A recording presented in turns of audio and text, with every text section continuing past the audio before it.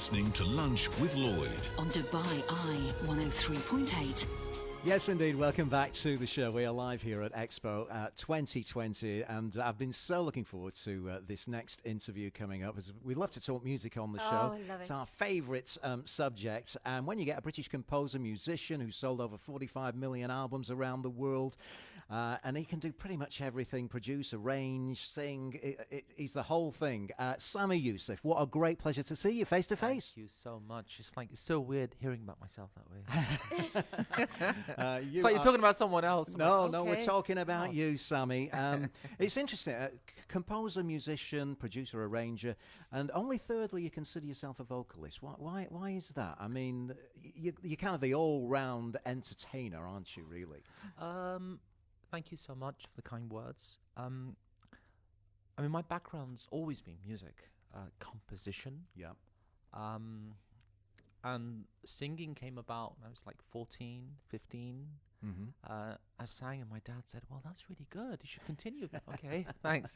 But it's like the way I look at it is, when you look at piano, for example, you've got the contrabass, you've got the double bass, you've got the cellos, you've got the soprano, the different ranges, and all these different instruments as well that are allocated to those ranges, right? And the voice is an instrument. We can call it perhaps the most profound instrument, but it's an instrument. Possibly the most evocative, the most powerful, but it's an instrument. Yeah. And we forget that sometimes. So when I compose, my voice is literally an instrument. When I'm producing or arranging or mixing even, it's like, okay, there's a space for that, there's a space for this, and there's a space for the voice as well. Yeah. Talking of instruments, how many do you play? And which do you have? One that you really like to compose on? I would say my voice. I change. My favorite instrument changes. With the seasons. Yeah. But I would say the voice. But it's different. It's different. Like when you're doing something polyphonic. It's got harmonies in it. Yeah. The piano helps a lot. When it's unison orientated, when it's a strong melodic line, then the voice, the oud. I play the oud. Right. I grew up in London, in a place called Ealing, very multicultural. Oddly enough, it's a very, very strange set of things happened, right? For some reason, I wasn't listening to Blur and Oasis. I was listening to, Ravi Shankar and Nusrat Fateh Khan. I knew you were going to say him. I knew you were going to say him. It's just really, it's just how it is. There's no specific reason because I'm. Did you grow up with Bollywood movies? No. No, it's just my dad's a composer. We come from a musical family, and I love traditional sound. Anything Bach. I listen to Bach. It's so uncool, like going to schools. So what you listen to? I'm like, everyone's like, Guns N' Roses and this and that. I'm like, Bach. So you're a posh kid. You're a posh kid growing up in Ealing. I would never say that though, because you get beaten up. in London in school, you would get beaten up. It was interesting because off air we were talking about how you love Southall and you're in Ealing, and it's a massive multicultural society there. And my parents, when they moved to England, everyone goes to Southall. Definitely. So there's a lot of Indians. Yeah. So your music, first of all, I have to say, and I've told you this off air, so there's no insult. I didn't even know who you were, and you're a British composer. He's not insulted by it at all, if I'm being honest. But the amount of albums you've sold, and when I listened to your music today and last week when I was listening to it, there's so many sounds that I grew up with, like qawwali, ghazal music. Yeah. So, and you sing that in Urdu. You sing it in different languages. I try to, yeah. You sing it better than me. I don't know about that. But, I grew up loving, feeling, and having an affinity to traditional sounds. Right. Western classical included. Yeah.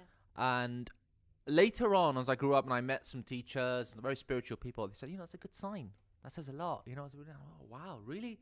And then I studied more and more, and I released an album, became very popular, sold millions of albums, blah, blah, blah, blah, blah, and did another album. And then I took a break and I studied. I try. I'm still studying. We're all studying. But I kind of delved into the books and just took a break. And then basically, my views on music have kind of evolved. I've evolved with age. I'm 41. I'm not 22, and I released my first album. So, I have a profound respect for traditional music. A profound respect. Profound respect. And then when you study the roots of traditional music, whether it's the classical canon, the Western classical canon, or whether it's the rags of India, or whether it's the different modal systems in West Africa or Japan, you'll find that oftentimes these sounds are connected to the sacred. They didn't come out of a vacuum. But this is the thing, you talk about sacred. There's a lot of poetic and spirituality within your music. You sound like quite an old soul from a young age. Do you think you are? Yeah. I mean, I wouldn't say these things in school because you didn't want to get, I want to be cool. You want to be cool, right? So I keep low and just be very quiet and stuff. But I've always been like this. Yeah. Let's have a little clip of your music. This is something called Nasimi. Right. Just give me some background. So I was asked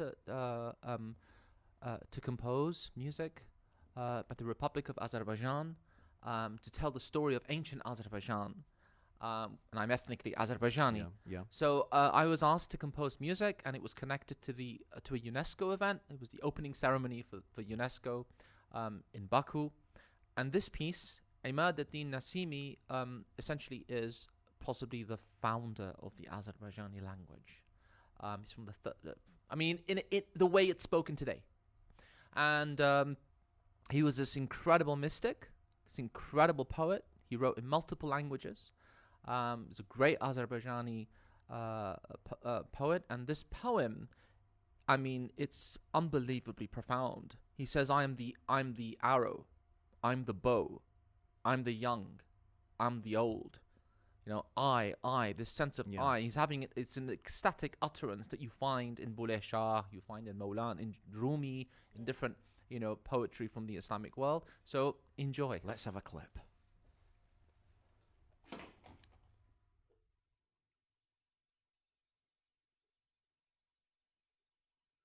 Okay, we seem to have a little bit of a problem there with that clip. I was looking forward to that. So was I.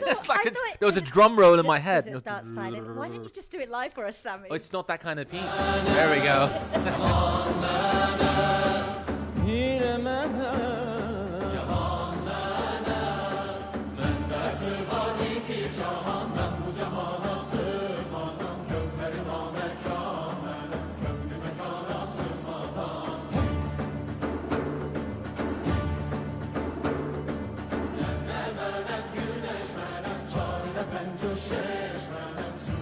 I'm the four, I'm the five.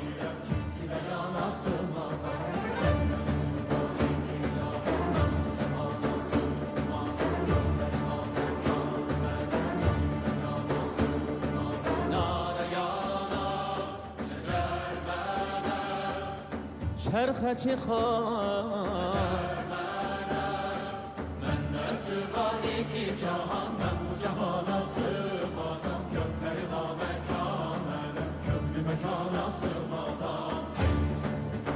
Yeah, very powerful. You can feel the essence of that song, Nasimi from Sami Yusuf. So what are you actually going to be performing for us here at Expo 2020? We have 60 minutes of brand new content. It's really exciting. The name of the show, I don't like to use the word show, the name of the performance is Beyond the Stars. Mm-hmm. And there's actually a piece called Beyond the Stars. It's the final, it's the finale.